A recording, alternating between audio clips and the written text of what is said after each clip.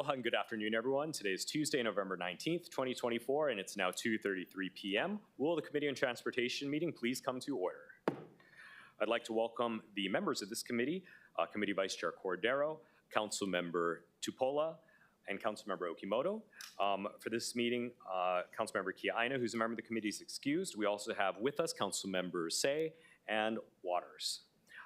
Pursuant to Hawaii Revised Statute, Section 92-3.7, this meeting will be conducted as a remote meeting by interactive conference technology with the following procedures in effect for the meeting. Members of the public will be allowed to provide oral testimony on all items on the agenda in two ways and in the following order: in person in the council chamber and remotely. Before testifying, each person shall state their name for the record. Each person is limited to a 1-minute presentation on each item. All persons who have registered to testify in person will be called upon first. When your name is called, please come up to the testifier podium. Persons who did not register will be given an opportunity to testify following the registered testifiers. Once in-person testimony is concluded, I'll proceed to remote testimony via video conference or phone. When I call your name, please monitor your screen and activate your audio when prompted. For those who are joining us by telephone only, please press *9 to indicate your desire to speak. When I call the last 3 digits of your phone number, please listen for the prompt to unmute and press *6. HRS Section 92-3.7 requires that all votes at remote meetings be conducted by roll call unless unanimous. Therefore, if there are any objections, I'll call for a roll call vote. Written testimonies, including the testifier's address, email address, and phone number, will be available to the public as described in the posted agenda. As a courtesy, please turn off your cell phones or silence all cell phones for the duration of the meeting. Thank you. We're going to dive into agenda item number 1. This is Bill 50 of 2024. This bill will amend existing ordinances in Chapter 15 of the Revised Ordinances of Honolulu 2021 related to activities that require the exclusive use of streets, including parades, street festivals, and other endeavors, including those in Waikiki. Members, please note that we posted on an agenda addendum a proposed committee draft to the bill submitted by Council Chair Waters, identified as OCS 2024-1996/11/14/2024 2:27 p.m., and a summary of those amendments was also posted. We also received testimony this morning from the Department of Transportation Services supporting the proposed CD1 with their proposed amendments, and it's available online as Departmental Communication 779. Members, a copy of the communication was distributed to each of you. Council Chair, if you wanted to explain briefly your amendments, although it is on the agenda addendum. Thank you so much, and thank you for having a hearing on this important measure. As you mentioned, the proposed amendments to CD1 are listed not only on the calendar but also on our website. The idea really was to do a rewrite of the whole parades and street activity bill, which I promised to do to make it more understandable. And I think we've achieved that. Having said that, I believe, well, I'll leave my comments for discussion, but thank you. All right. Members, I do see we have the Director of Transportation Services, Roger Morton, joining us. I'd like to welcome Council Vice Chair and Committee Member Esther Kiaina to the well.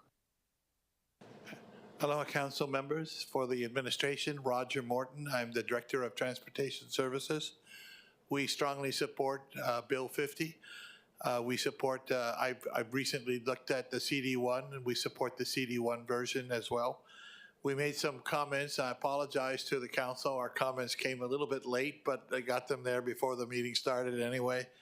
And we had some relatively minor comments on some of the matters in there. I'm happy to answer any questions that anyone has, but we support the bill strongly. Okay, members, any questions for Director Morton? Okay, I do have one question. There are some changes to some specific terms in the bill, like First Amendment activity versus, expressive street activity. Could you give a little bit of background as to why the terms in the original bill were written a certain way versus in the CD1? Just briefly. Briefly, there was a settlement in families. I think it was Family Day versus City back around 2004. It had to do with First Amendment rights in, I think it was actually events on Honolulu Holly grounds, and the decision by our attorneys was to make the terms in this bill to be consistent with the settlement agreement that was now 20 years old. Okay, thank you. Members, any other questions on this? Okay, and Director, if you could stick around, I'm sure there will be other questions in discussion. All right, at this time, we are going to turn to in-person testimony. I see we have three in-person speakers. We have Stephen Matsuno, followed by Sarah Worth, followed by Hazel Reyes.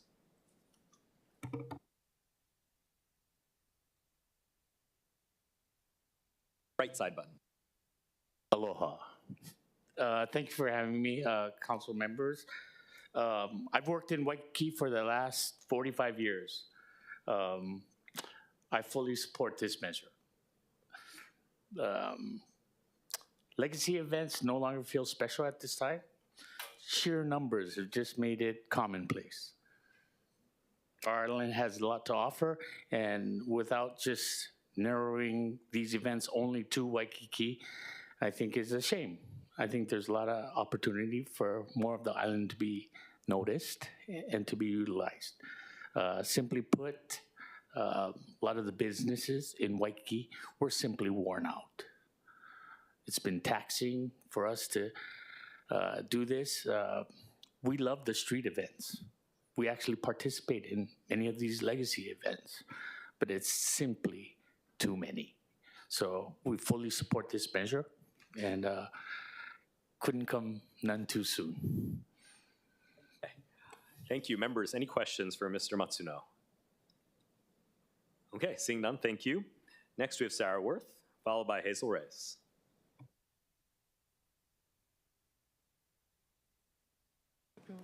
Sarah Worth. I'm on the Waikiki Neighborhood Board, but today I speak as an individual. So we actually added this bill back to the Waikiki Neighborhood Board agenda. And Waters finally showed up. It's at the meeting, and the board, whole thing the board wanted, the community wanted, was less events. If it truly is a safety issue, then why isn't an issue when legacy events happen? Why aren't we making like changes on routes or times or locations? We do have a problem in Waikiki, but Bill 50 is not the answer. And the fact that I said this bill actually increases the number of events and was doubted. I hate to do that, I told you so, but removing the cap on legacy events, you're also gonna push out all the locals. So I have to say, at our last Waikiki Neighborhood Board meeting too, the vice chair said it straight. He doesn't speak very often, but when he does, it's amazing. He said that this bill is not about residents, it's about big corporations pushing out locals. And so it reeks of pay to play, and I hope that when you all do vote, and I hope that public actually pays attention to who votes in support of this bill, and I'll post a clip online later. Mahalo. Okay, thank you. Members, any questions for Ms. Worth? Okay, seeing none. Good afternoon, Mr. Chair, Mr. Speaker, and the rest of the council members. Ms. Worth brought up that we are pushing the little guy out from Waikiki. First of all, I think I'm the only person in this room that did a primetime television show for 1 hour glorifying mom and pop stores. I love small business. I love the people that come from the country, they come in and they try to make, you know, a little business every now and again. The thing is, in Waikiki, you are talking about the $1 billion mile. It's not pay to play. It's who pays for the streets, who pays for the infrastructure. We make almost $21 billion a year in tourism. 50% of those tourists come into Waikiki. It's something like 17.9% of the GDP in this state is from tourism. You have to eat, you have to pay bills.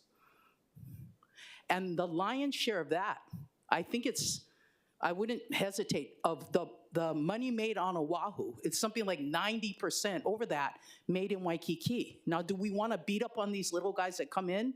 I don't. But you have to understand placement. Placement is who pays the taxes in Waikiki? Who pays for the police? Who pays for those streets to be paved? It's not the people that come in once a month, and God bless them. I hope they make a lot of money. My understanding, and Chair Waters can clarify this, is that you've limited these events to 9 per year. Is that correct? Including legacy events? Okay. If you're a business, I have a niece that has participated in these events, the street festivals, but she wants to open a brick and mortar. Do you know how hard it's gonna be if you guys have 14 events a year? I think 1 year, 2 years ago, you had 14, 15 events. The people that have businesses that pay taxes there, and God bless them too, they lose like 30 to 40% of their business every night. Now, if you're the one paying taxes for a place, you're the one running the place, all the money is coming from you, why do you let outside people come in one night? I'm not saying they're not paying taxes, but I am saying they're taking in a lot of cash and let them in. And to be very clear, I love those little guys. I hope that you guys will, my own council member will give me grace. I hope that you'll find other venues like Chinatown, and when we come back in here asking you to authorize a special express bus from Waikiki to Chinatown for the one night, hopefully, affairs they do down there, you'll all agree to it. But right now, you absolutely cannot beat these people in Waikiki up any more than they've been beaten up. Please pass this bill. Thank you. And if you could state your name for the record, just so we have it in the journal. Hazel Reyes, your devoted constituent. Thank you. All right. Members, any questions? I did hear express bus from Waikiki to Chinatown. We'll talk about that later. Anyone else here in the chamber who'd like to testify, please come up to the microphone. Aloha, Angela Melody Young, in favor, in support of this legislation. So I'm not a community member of the Waikiki community, but I go there to celebrate with the events and the festivals because they have a lot of fundraising activities with teams that do a lot of fun cultural things in Waikiki. So, and I don't think the concern is a definition of the First Amendment constitutional rights. I think what I'm witnessing is that there should be a facilitation of businesses and nonprofit organizations and the community members to agree upon what should be appropriate activities to celebrate in the community in Waikiki. People from every district go to celebrate the festivals and events, and people of all demographics, low income, marginalized people of all religions and political backgrounds. The event celebrates all cultures, Hawaiians, Japanese, and all kinds of businesses are serving different demographics, which benefit the city. So while the law can constitute the rights of the people to celebrate, if you're not going to facilitate a respectful community discussion, it's not going to go well. So. Thank you. Members, any questions? Okay, seeing none, mahalo. Anyone else here in the chamber? Yep. And then if there's anyone else, please come up behind this gentleman. And it's the right side button if you can state your name for the record, and then proceed. My name is Clayton Handley.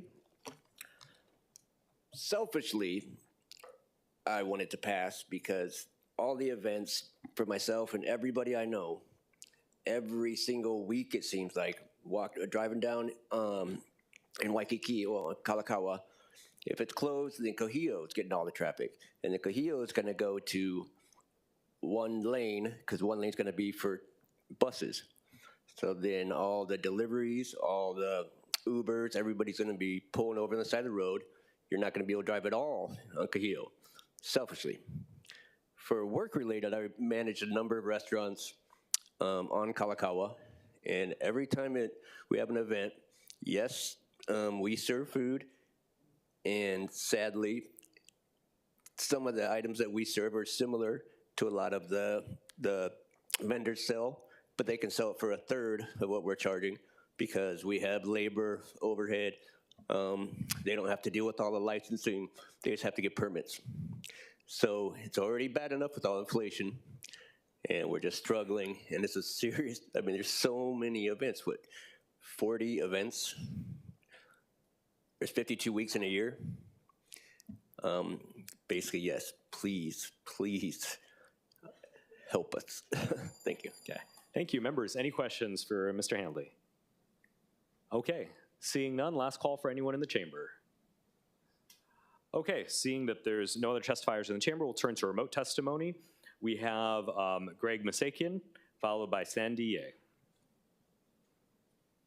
So Greg, please proceed when you're ready. Thank you, Chair. Thank you, members of the committee. I do want to echo what Member Sarah Worth said from from the Waikiki Neighborhood Board. I know she was testifying as an individual. And just for full clarification, my full name is Gregory Misakian. I go by Greg, but I'm also a member of the Waikiki Neighborhood Board, and I am speaking as an individual. But there was a meeting recently, and Chair Waters did participate. And we were informed at that board meeting that this would actually be pushed out. I'm not sure if it was going to be pushed out through committee or in the regular meeting, but pushed out through January. I was the one who requested it be on the agenda for the last Waikiki Neighborhood Board meeting last week.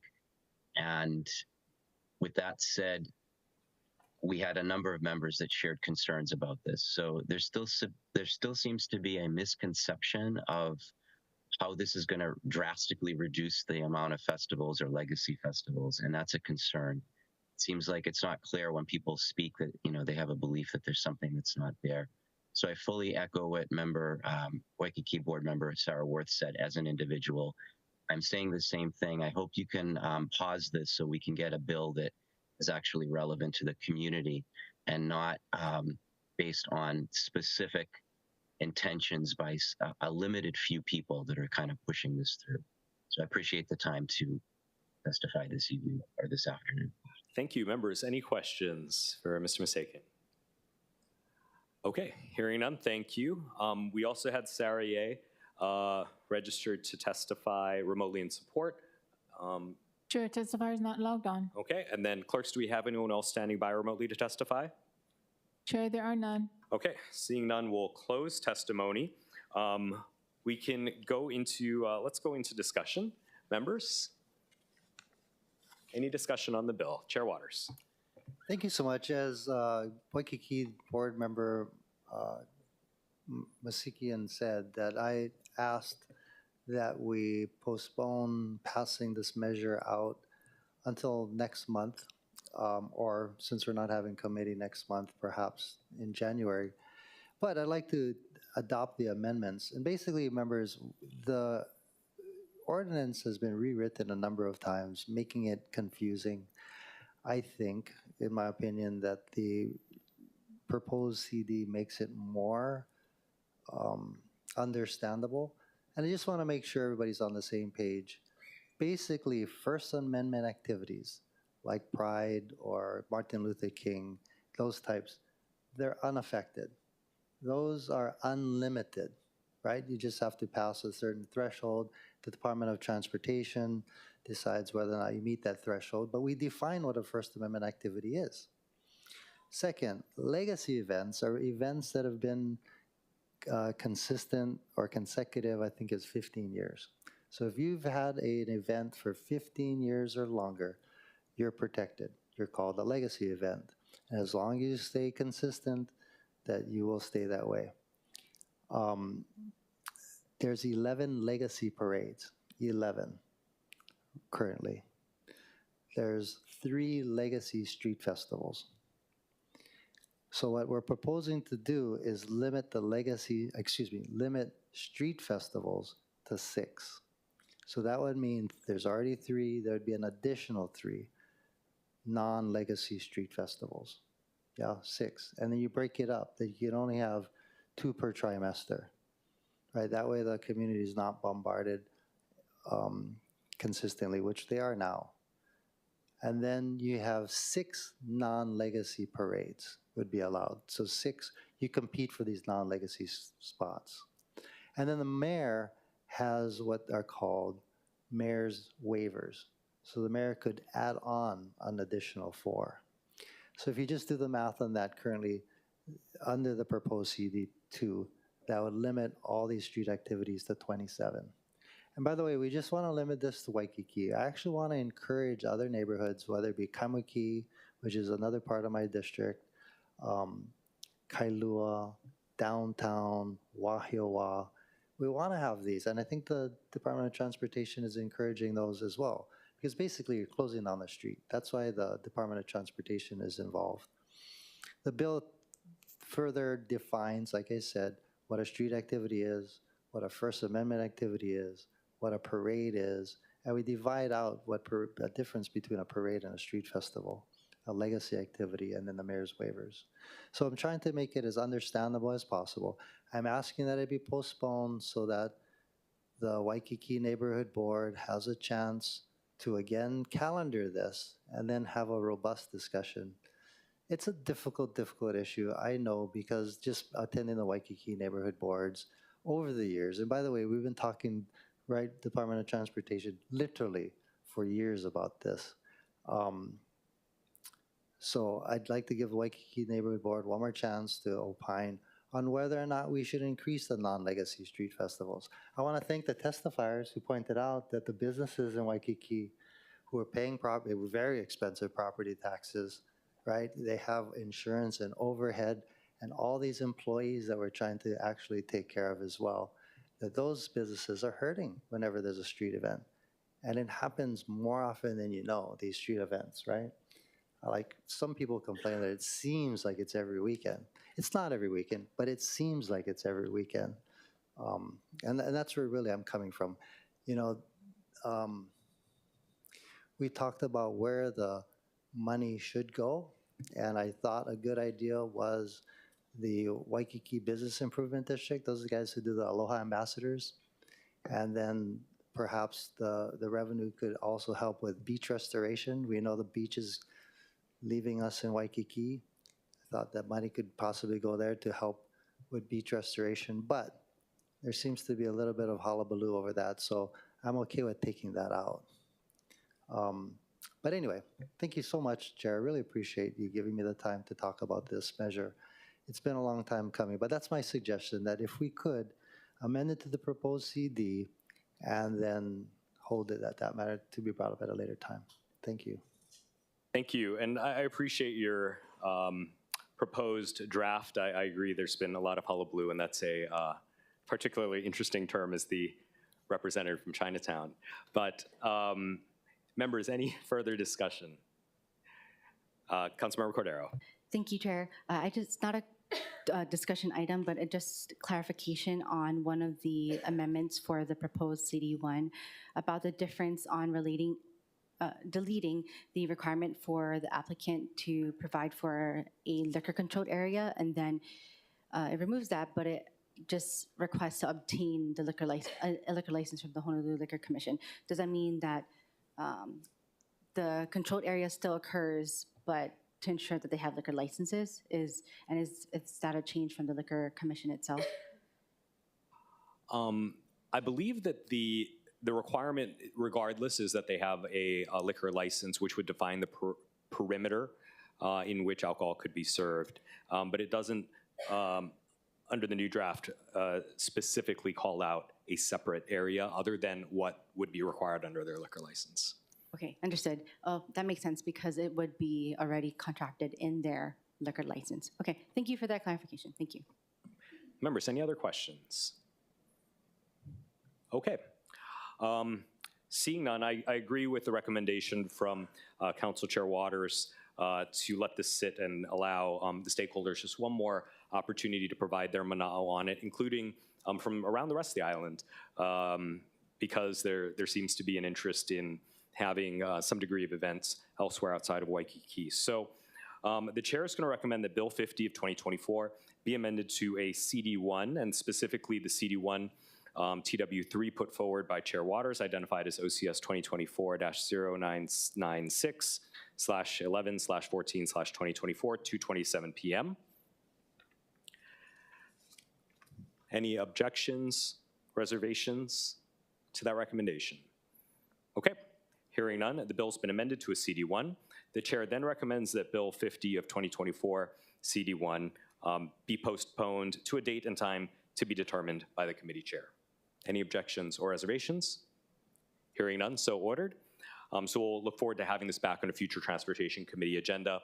But now that it's been amended, I think everybody can examine that version to provide further mana'o. Members, the next item on our agenda is Bill 56 of 2024. This bill addresses the use of pedestrian malls and will amend Chapter 13, Article 10 of the Revised Ordinances of Honolulu 2021 to provide authorization to the Department of Transportation Services instead of the Department of Parks and Recreation to control and coordinate permitted usage of Fort Street Mall and Union Mall, and will add a new definition of those malls. Members, we did receive testimony this morning from the Department of Transportation Services, and it's available online as Departmental Communication D800. A copy of the communication was also distributed to each of you. We have with us the Director of the Department of Transportation Services, Roger Morton. Hello, Chair, members of the committee. For the record, I'm Roger Morton, Director of Transportation Services. We at the Department of Transportation Services, but also our partner agency, the Department of Parks and Recreation, strongly support this bill. We think it'll provide more flexibility in permitting activities in our malls. The original bill included 4th Street Mall and Union Mall. Parks maintains 7 malls in downtown Chinatown. And both the department and the Department of Parks and Recreation support the inclusion of all 7 bills rather than just the 2 bills that were put in the bill. We also note that there are some potential areas that should be amended in Chapter 13, and we point them out for the committee to be knowledgeable that there are other areas that probably should be amended as well at some point in time. Okay, members, any questions for the Director? If not, I do have a question. So at the end of your testimony, you do request that we postpone the measure to, so we can make further changes? Basically for the purpose so that we can work with our attorneys, your attorneys, and work out the needed changes in Chapter 13. Okay. Thank you. Members, any other questions? Councilmember Cordero. Thank you. My question is why, so I support including all 7 malls. Would you be able to share the reason for highlighting just these 2 malls specifically initially? I guess we were not the authors of the original bill. That's a good question for me. There was a lot of interest from the business owners along 4th Street Mall and Union Mall to help activate those spaces. Those are the 2 downtown malls versus the other 3 or the other 5, which are the Chinatown malls, which have other stakeholders. But I think there is interest all across the board in having more activity that perhaps DTS can better manage than parks. Thank you. As someone who used to have some of those malls in my former district, I definitely look forward to how DTS will be able to support those malls. Thank you. Okay, thank you. If there are no further questions for the Director, we'll move on to testimony. Clerks, do we have any registered testifiers on this item? Chair, there are none. Is there anyone else standing by in the chambers to testify in person on this item? Okay, seeing none, clerks. Oh, yes. Yep, and if you could state your name for the record.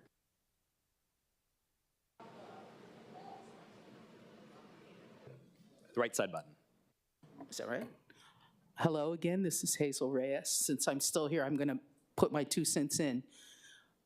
For those of you that haven't been downtown, downtown has made a stunning transformation from the homeless, drug-addicted, horrible mess it was before COVID, and especially during COVID, and God bless and help those people.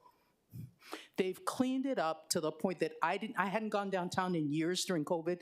Absolutely stunning. I compliment Victor Lim or whoever it is, Eddie Flores, whoever's down there cleaning up. And now that it's cleaned up, and hopefully we will be displacing the overages of street festivals in Waikiki, we need to send those small business owners somewhere. Please open up, and my understanding from my council member is that you can open up 4th Street Mall by declaring it, I think, a park. Was that it? Yeah, street, not a park. Okay, a street park. Please let them go there. Let them do business. Don't take them out of Waikiki, which I hope you will do, and just tell them good luck. These guys work hard. They're in all of your districts. They want to make a living.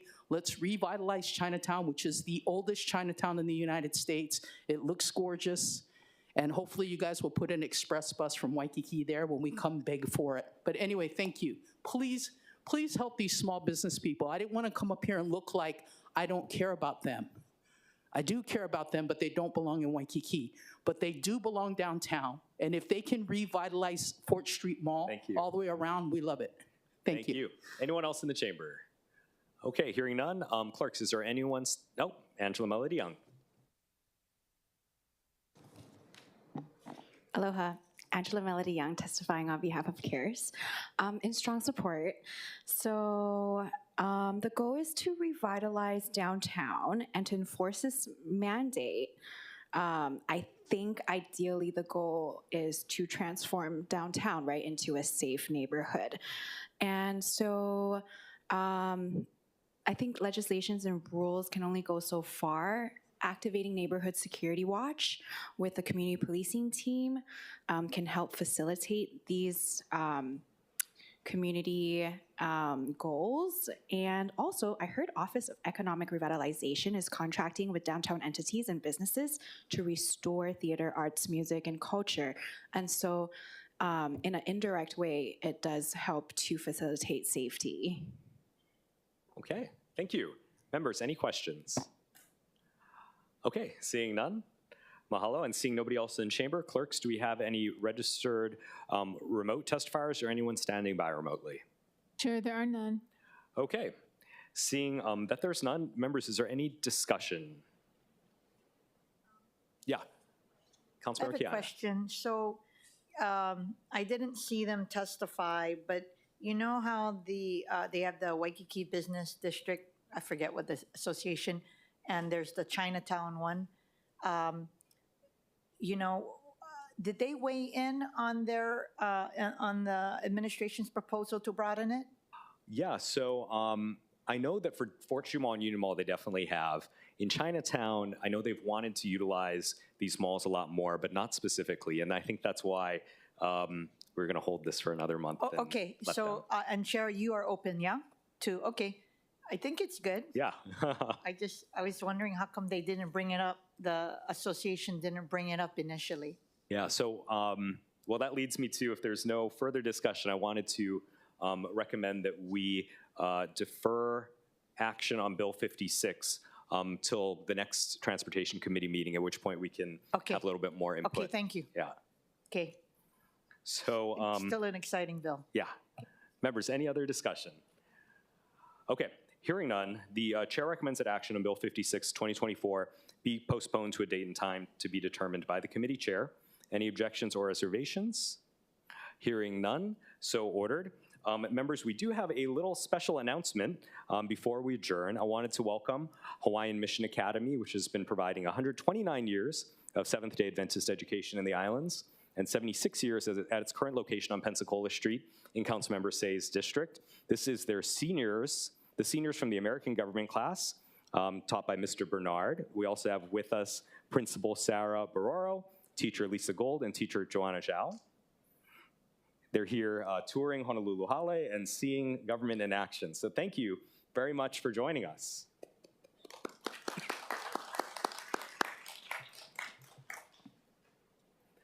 We have with us the president of the Associated Students of Hawaiian Mission Academy.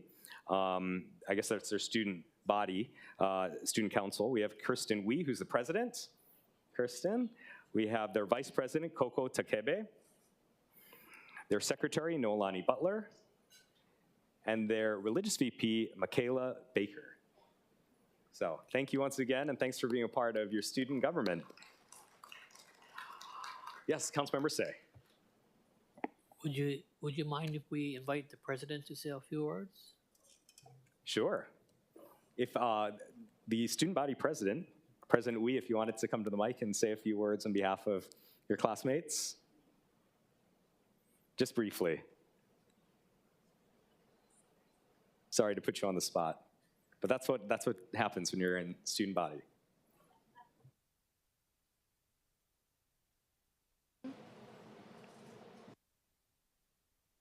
Press the right side button again. There we go. Oh, hello.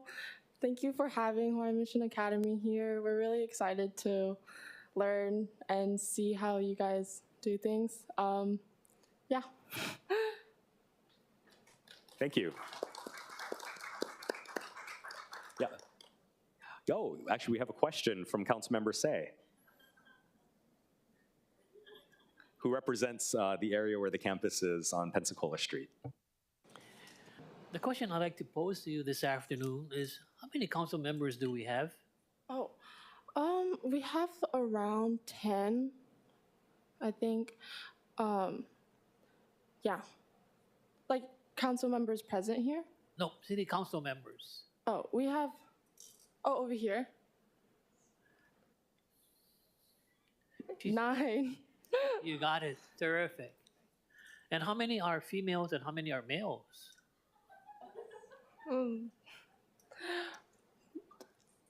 3, 5 female, 4 female. All right.